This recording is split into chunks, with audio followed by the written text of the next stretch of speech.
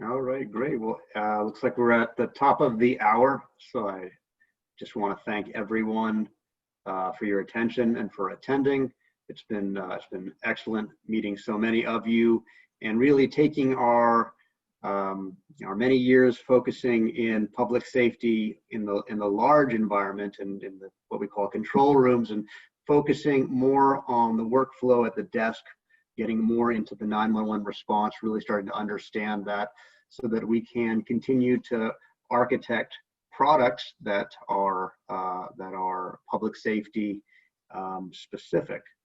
And with that in mind, I thought today that I would focus on the big picture. I'm going to do something interesting. I'm going to focus on the big picture, which I'm going to share my presentation. If someone would chime in and let me know that this is, when I go to full screen mode, that this is working. Can you still see my full presentation now? Is that full screen? Yes, sir.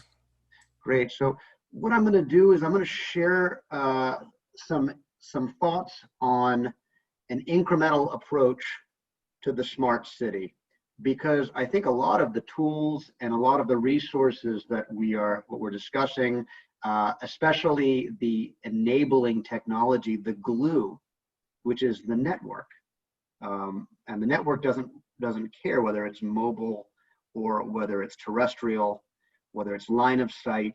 The network is the network, and the network, that convergence, that sudden availability of resources on the network, that organic availability of resources on the network that's coming across almost every industry.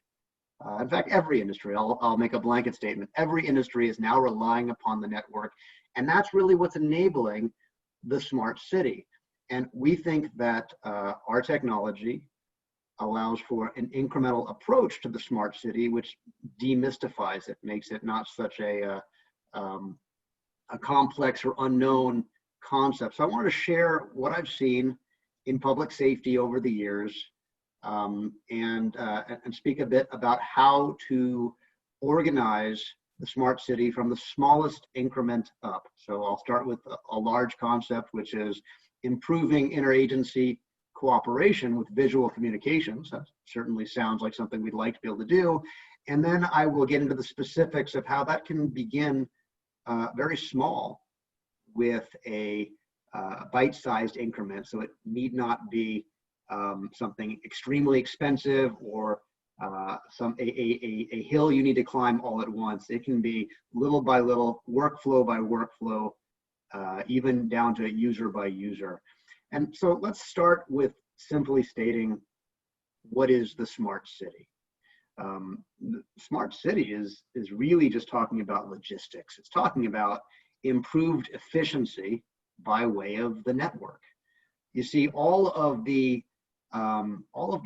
applications that you use are relying upon sensors and cameras and real-time devices that give you information that you can use to make your decisions, and that can be used to automate processes that you can practically set if this, then that logic up.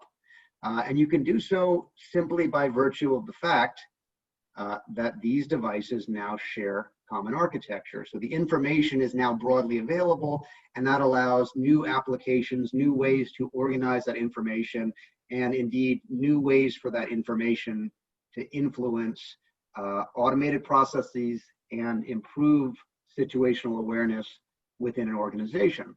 And we're going to talk a little bit about how to improve that yet by making smart operation centers, small, medium, large, individual, remote users.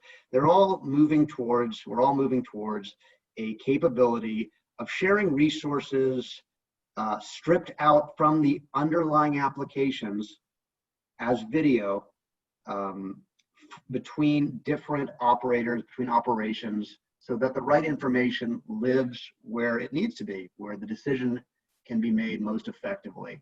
And so, looking again at our definition, what is a smart city? Simply stated, it's logistic. It is increased efficiency by way of this common network. We've talked about the IP networking components, how all sensors and all cameras are now network-based. And now as a result of that, you have a whole new breed of tools. I think now they've become common, but you'll be very familiar. These are your web dashboards. Whether I'm in Contra Costa's EOC or I'm in Elk Grove's real-time crime center, dashboards are everywhere. I see them in PG&E. I see them in BART. These are web applications that take advantage of smart sensors. Again, the smart sensors are happening automatically. It's organic because every organization, every industry is taking advantage of better situational awareness within their own purview. But now that that is available to them, they can organize that as it's appropriate to them, and each other organization can oftentimes see these same resources and see these same sensors and organize them in a way that is specific and useful to that other organization. So a lot of similar information.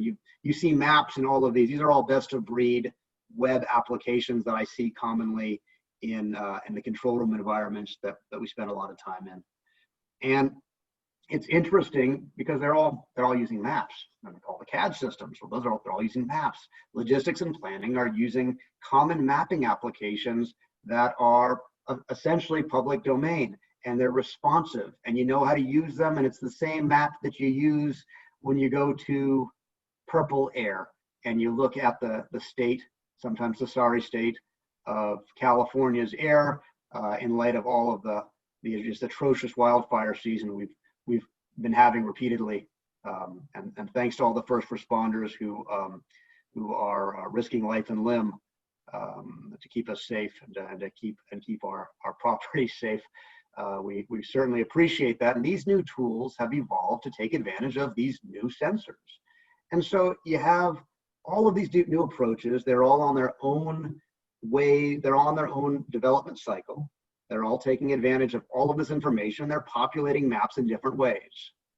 And my little image on the side here, this set of hexagons interconnected, that's an abstraction. I'm trying to show you how you have all of these different sensors, and the sensors give you both logical information that you can automate, and they also give you visual information that you can tune to your needs. So you can take public assets, public resources like mapping applications that are web-based, and you can now inject your own sensors, your own proprietary, your community, your public safety sensors, and now you can have those on the same coordinated visual interface. So I see a big rise in these things, and the nice thing is it's happening organically. They're responding to your needs.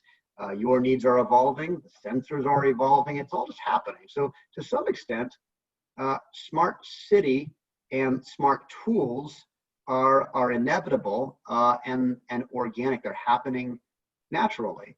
And the sensors are proliferating, and the applications that visualize the sensors are proliferating. So now we have latest generation of drones for the people, and we have sometimes the first cameras on scene are no longer the birds in the eye in the sky, the helicopters, the local news station. Now the first cameras on the scene are oftentimes civilian who are sharing their resources. Everyone fancies themselves a reporter on the scene now, and they are live streaming video.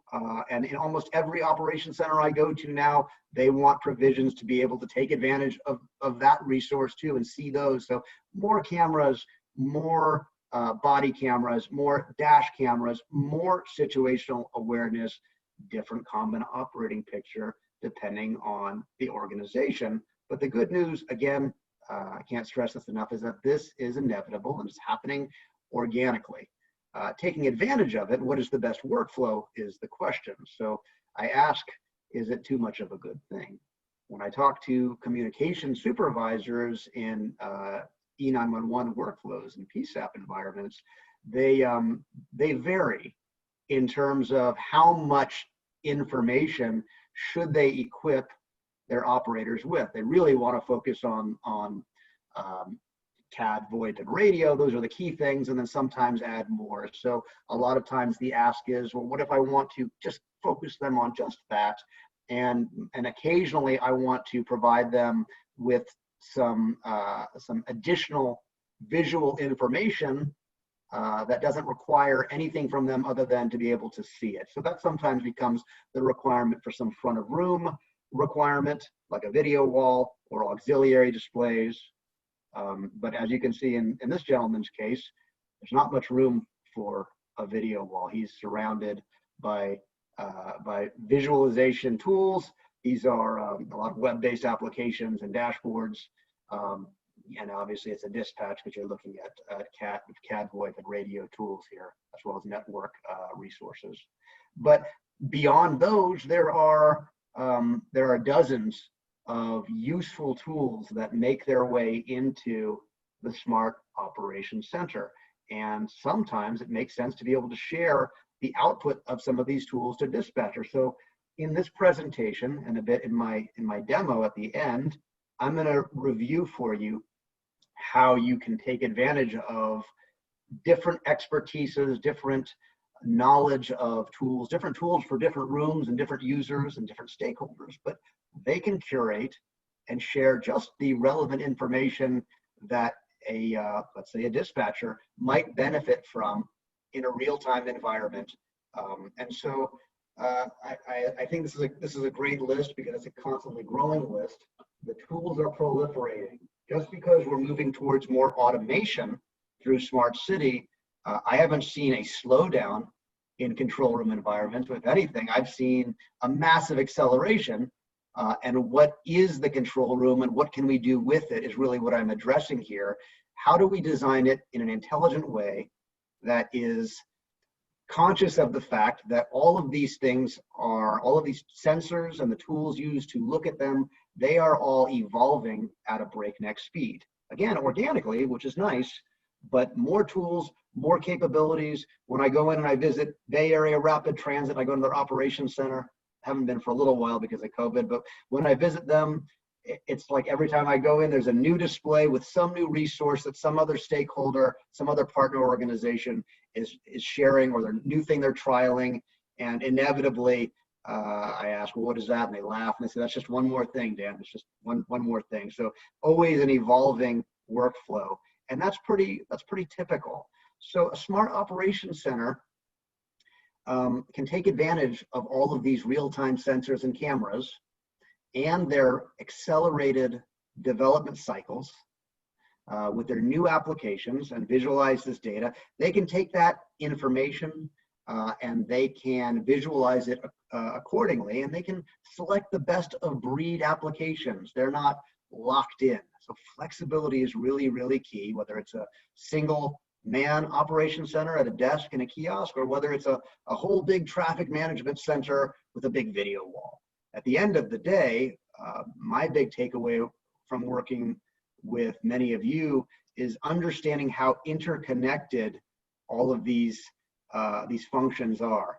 Whether you're talking about first responders and the E91 workflow, the PSAP, the real-time crime center, the real-time information center, how everyone comes into an EOC during a certain level of incident, recommending and providing for these EOCs the ability to share resources beyond the room back into stakeholders who maybe couldn't attend. These are what we talk about when we talk about cross-departmental sharing of resources and applications, as well as expertise. Expertise is often not in the room that the resource is in. Expertise is stuck in traffic. Expertise is fighting a fire. Expertise is apprehending a criminal. Expertise is in many places, in many ways. Expertise might be visiting the governor. And so the portability of these resources, these visual elements that can provide a decision maker with the information that he needs quickly and easily and efficiently, whether he's controlling the application or somebody else is curating it for him. That's really the challenge here, because that's what's required if we're going to have federation, if we're going to have cross-departmental sharing of resources without trying to systematize everything under one size fits all application. Probably not going to happen. It's just, there's so many different approaches, even within the same organizations or the same types, the same, let's say, RTICs, real-time crime centers. I can't get to a consensus as to which resources they want. It's always a menu, and it's an evolving menu because it's part of their job. Part of the attached IT organization is to try out the new tools, to see the latest capabilities, and to be able to see if they improve better or worse. Are we better off with this new application? So flexibility and then portability of applications is really, really critical. And again, if we're using the network, it becomes possible in ways never before experienced today. And so different departments, I think, will always have these different approaches and different requirements. The visualization tools that they use are going to always vary. So we really need to approach this with flexibility. And that's really how you get to smart city. You don't have to climb the mountain all at once. You don't have to define a unified workflow that works for everyone. You can have federated workflows that work for each room. Within the room, you can have different individuals with different dashboards and different focuses, different capabilities, and they can provide the expertise. They can curate and share resources. They can push beyond. So when you're talking about, in this diagram, you have energy. We're talking about transmission and distribution rooms. They can go ahead and share resources or take in cameras from somebody else to get some visualization on perhaps a fire that's affecting some of their lines, right, or some of their generation facilities. They can share out their information, their mapping, their logistics over network. The smart city takes advantage of the fact that it becomes very easy to share these resources across organizations. So if you're talking about transportation, you're talking about rail or light rail, bus control rooms, public works, airports, AOCs, EOCs, the traffic management centers that are often part of the DOT, you have this plurality of resources that vary from one room to another, but they're very visual and they're very good. You could have no experience of the application, and if somebody would just curate you to a screen that shows you the relevant information, it would be useful to you if you were dealing with something or a contingency that was related to, say, a big traffic accident. So you don't necessarily need to know how to use their camera system to be able to benefit from seeing their cameras. And I can go down the list of every single hexagon you see here. This is my breakdown of who are the different elements. I would say it's actually a bigger plurality of high level departments and organizations that comprise the smart city. But the concept is the same, that information can be shared, visual information can be shared, expertise can be shared in real time and on demand now, and that can be designed incrementally. A city, an organization, a budget does not need to climb the mountain all at once. You can start with a PSAP, then you can add a real-time crime center, then you can add an EOC. And with each new facility you add, the ability to share resources between them is enhanced and grows. The ability to distribute expertise by allowing these visual resources to go to where the expert is, or to share resources to an expert and get his or her opinion in order to make a more informed decision, that can now go anywhere, including and increasingly, thanks to FirstNet, thanks to the proliferation of the next generation mobile network, 5G technology, that really knows no bounds now. And the incrementalism of this type of an architecture will also allow for you to add more staff, whether that staff is outside of the room, or you're trying to compress the room and have a smarter workflow so you can put more folks in the room. It will account for good design philosophy when it comes to redundancy of staff by letting some staff not breathe the same air, work remotely, auxiliary facilities, satellites, work from home, right? So that is now possible in a way that it's never been possible before. And if I can just repeat this concept, the goal here, the way to get to smart city is bite by bite, to incrementally connect agencies so that they can share over time. And by building this technology into each room, you also have time to evolve the workflow, because the workflow with RGB technology does not comprise any specific application. Whatever the best of breed application that you're using is today and tomorrow and the next day, that's the application that is available to the room and beyond the room as shareable, curatable video. And so let's look, I've been talking a bit at a high level in the abstract, right? So the big picture, we want to get to smart city. We want to do that incrementally and intelligently. Let's look at a small operations center. Let's look at a 911 dispatch. So in traditional fashion, the computers, usually there's 3 computers and or Linux platforms. They've evolved over time. They were all client server at one time. Now they're mostly effectively PCs. And as PCs, they can now live in the IDF instead of wedged under the desk, where they can be managed and maintained more easily by your IT staff. And now over your existing network, I can share your CAD and your VoIP and your radio and whatever other resources you want to make part of the regular or irregular, the incident or the activated room involvement. I can make those resources portable anywhere across your facility. And I'm not just talking about the video, I'm talking about the keyboard and mouse control. So I can give you the experience of controlling your PC, which now lives in the rack, at your desk, wherever that dispatcher resides. And that includes multiple locations. We call this a matrix, where I have the same visual resource at the same time in more than one place, maybe in different configurations or layouts. So the local dispatcher can see the resources that he or she needs to conduct the 911 call and response. And the supervisor can look at, in real time, from his or her desk, can look at the dispatcher's resources and see the dispatcher using them in real time.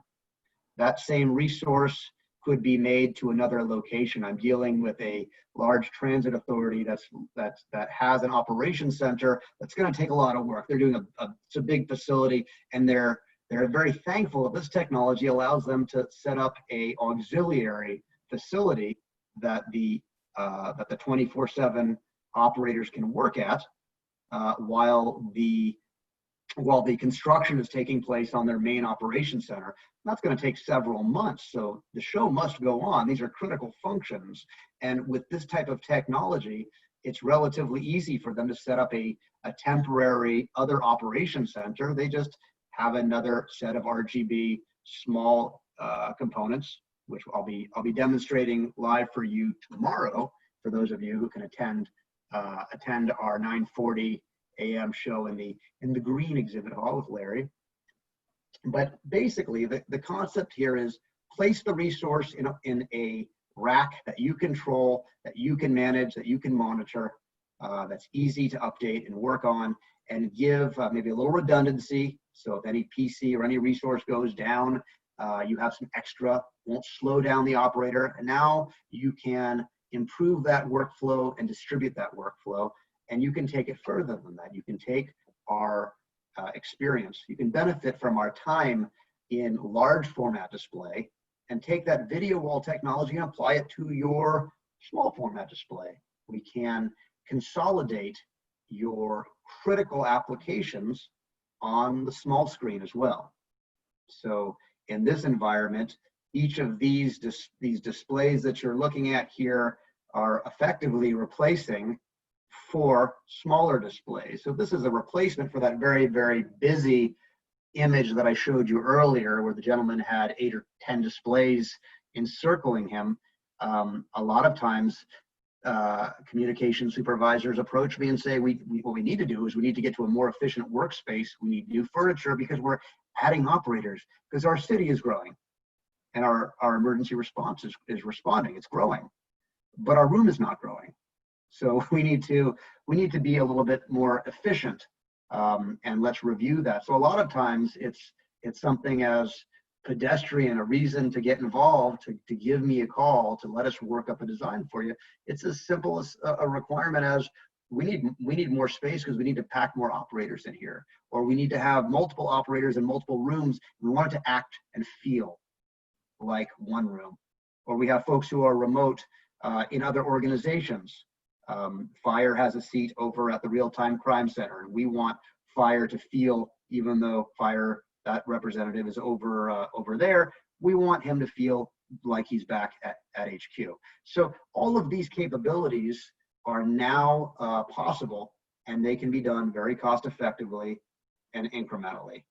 And that allows for a much more streamlined workflow that allows for better ergonomics, because now I can situate myself in front of this display and I can scale the window of the resource I want to the right size. So if I want CAD to be larger, if I want my incident tracking information and my actual keystroke information to be bigger, I can just set a preset or stretch the window to be bigger. And maybe I don't need the radio to take up a full monitor worth. Maybe radio could be a smaller section.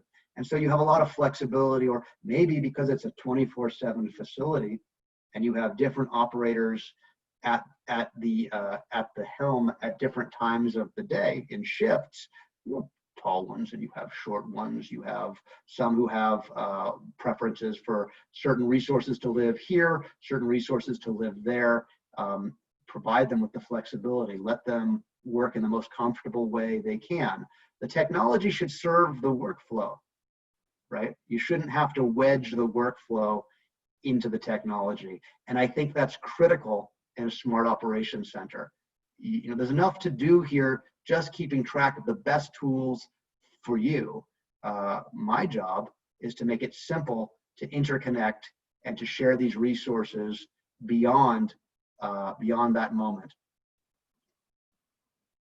And if you do want to add a video wall, if you do want to have a common operating picture, or you want to have auxiliary displays, and most PSAPs, not all of them, we've certainly done some very big PSAP environments that had usually multiple counties, big organizations, or they do have large video wall environments, but that's not the norm. The norm is to have a few auxiliary displays, maybe you throw some TV set-top box, and then a supervisory capability. The supervisor will typically want to be able to see individual operators in real time. And so we can accommodate any of those. We don't have a preference. You don't have to go down one path or the other.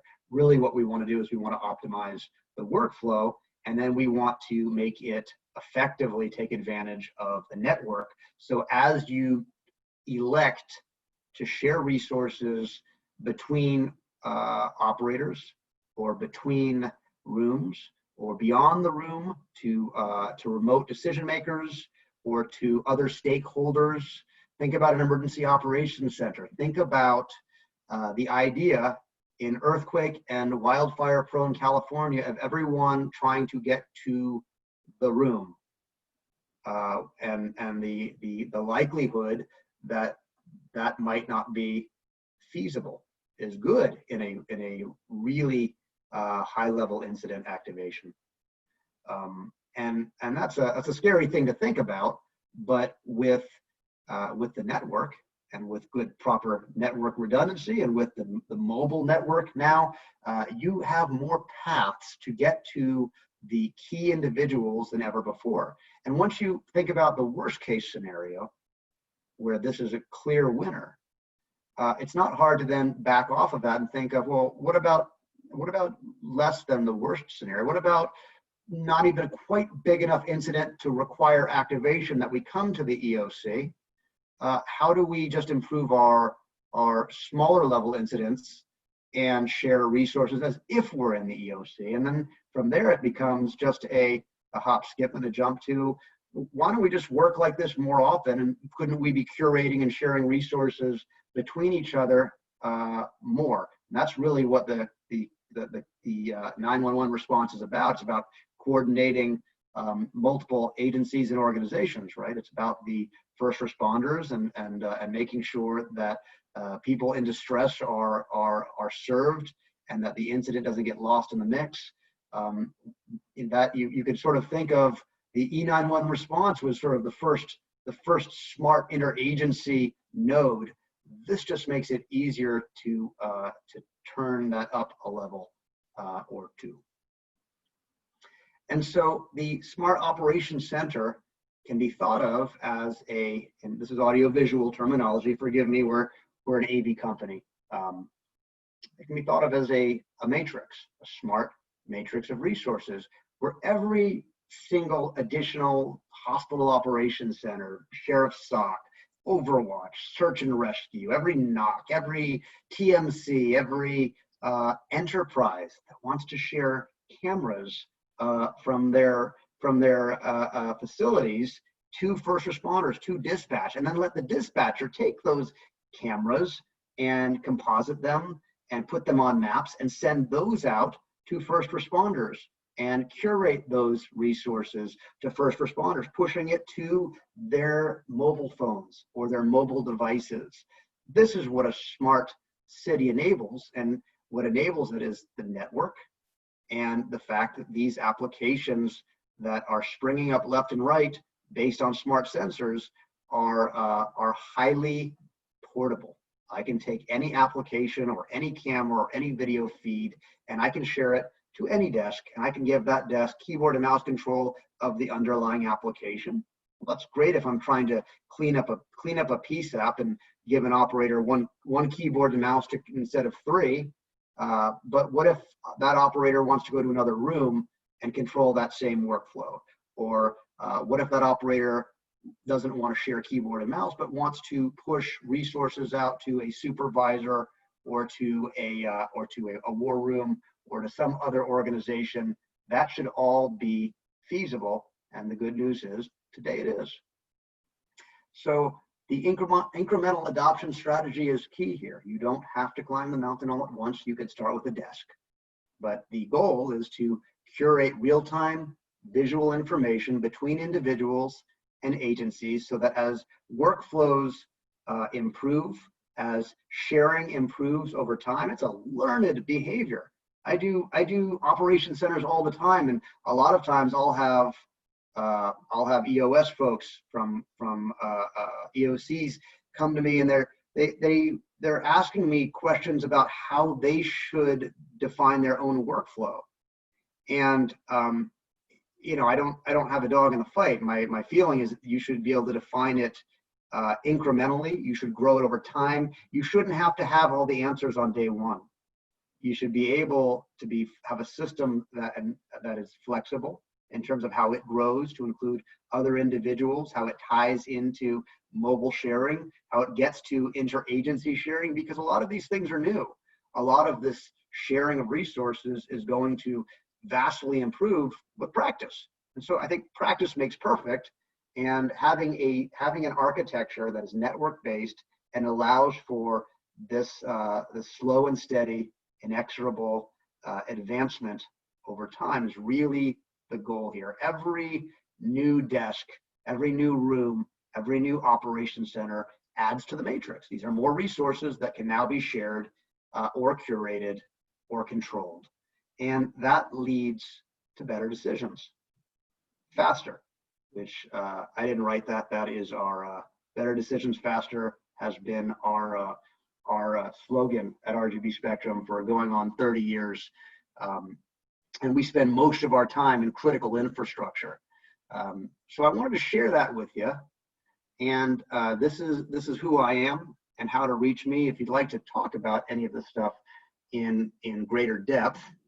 And as well, tomorrow I will be presenting some of this live technology in Exhibit Hall A at 9:40 a.m.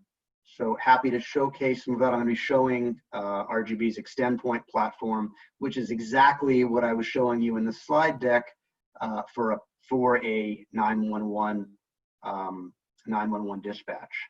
And now what I'd like to do in my few remaining minutes, I think I have till 3:45. I want to leave a few minutes for questions. I want to log into my system here, and I want to just move some stuff around and show you how this works. Everything in this room, by the way, is in Alameda. Everything is on a flat 1 gig Ethernet network. That means this is on your existing network. This doesn't need a network retrofit. And I am controlling this room from my home. I'm in Oakland. We're social distancing. I'm not in this room. It's a nice room. It's an impressive room. I can move you around the room. I can, which I'll do. I have a pan tilt zoom camera on the top left. And then I have this interface down below where I can look at visually all of the different resources that are in the room, right? I can look at them as live visual thumbnails. I can click on them and see them. So I have visual confirmation of the thing I want to share or I want to push or move around, including websites and web applications, and including the entire wall mimic. So you can see that what's on this video wall, I'll change the video wall. This is actually I know there's no frame of reference here, but what you're looking at is a 12 display video wall. It's big. If you were in front of it, it would be impressive. And that's not the point. The point is the workflow. The point is your workflow. So if I change what's on that video wall, you'll notice that down below, I'm changing the thumbnail as well, right? If I change what's on that video wall, I'm changing the thumbnail. I'm sending that entire video wall at about 8 megs. That's tiny. I could absolutely push this video wall to your phone, no problem. And we have a mobile application, so I can push any of these resources individually to your phone. That's a little hard to show. I can do that with you if you'd like to do that offline. Happy to do that. I can also go ahead and move the camera. So I'll go ahead and pivot the camera 90 degrees to the right. If anyone gets seasickness, you might want to look away. And here we go, rotating to the right. And here I have a variety of other displays. And if I want to take that video wall, you can see I actually have it on the bottom left display in that column. But if I want to take that and throw that on any of these displays, I can do that. I can throw that on any of these displays. I've just done that to all of those displays. And so if I zoom in on this column, these could be desktop displays. This could be a black window with nothing in it on every 911 dispatcher across the city. And then when you have an incident and you want to share another data input, another visual input to them, you can share that to them if there is sufficient or centralized enough requirement that you want to steer or curate that content to them. Now you're not asking them to learn a new application. You're just saying, hey, you all should see this. So a lot of ways you can do that. I can zoom in so you can see that the displays on the wall are now in fact a mimic of that big video wall that we had at the front of the room. So RGB doesn't care about the size of the screen. Please don't confuse my intentions here. I don't want to sell you a video wall unless you want one. I don't care about video. I care about a more efficient workflow, and I care about the federation of workflows between individuals, displays, and between agencies. And that's really what we're trying to get to here with a smart city approach. It's an incremental approach. It's a low-cost approach. It starts with one room, and it grows. And that's the basic idea. If I go to another display in that room, you can see over here, I've got 4 different resources. If I wanted to go ahead and This is a bigger display. It's about 60 inches. You can see what I have on the display here. If I want to put the video wall on that display, I can take the video wall and just put it on the display. I'll put it over this video teleconference, and instead we'll have the video wall on there. If I want to make that bigger so you can see it more easily, I can do that. Let me do that.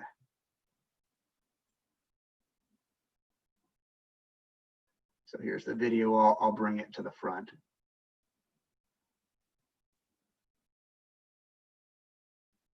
There it is.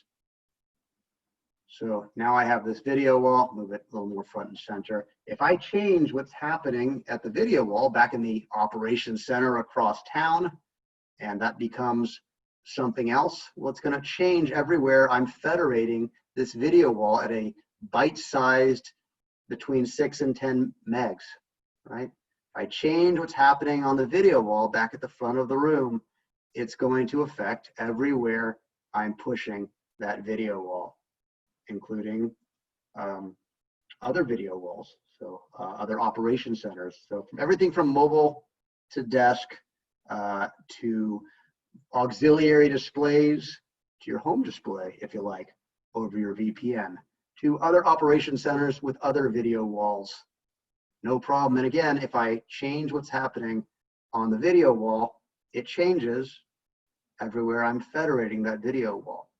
So very, very flexible systems. Tomorrow, we're going to get into Extend Point, which is a very similar approach, but it's much more focused on keyboard and mouse consolidation and screen consolidation. So it's really how do I build that smart desk? How do I take advantage of the world-class furniture? Many great technical furniture suppliers here today. Other manufacturers, we work with them, and we're always thrilled to get into the workflow and look at how we can make that for a more efficient meeting of your sit-stand environment, your desk, your technical furniture, and your audio-visual control of resources. And that is what I had to show you today. I really appreciate the time. This is how to reach me.